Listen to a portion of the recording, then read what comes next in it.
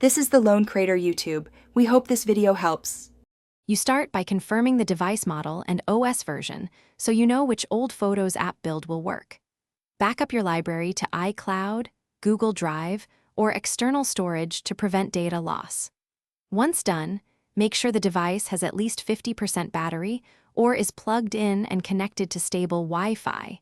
This prevents interruptions during downloads or restores. You'll also sign in to the same account used previously to keep album associations intact.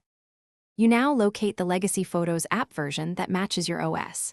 If the App Store offers a compatible older build, tap Download.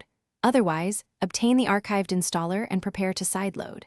Use a device-specific installer or an MDM/desktop tool to push the package and follow prompts to allow third-party installs.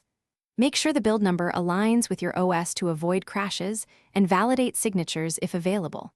Once installed, grant photo access and notification permissions so the app can import libraries. You finish by restoring your photo library into the old app, using its restore/import function or manually placing files into the app's folders. Once imported, reindex or rebuild the library if thumbnails or dates are missing, and use dedupe tools to remove duplicates.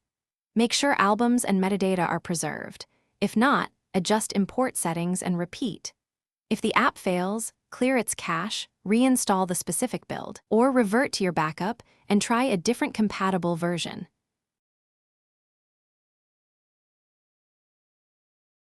Thanks for watching. Consider subscribing if we helped you.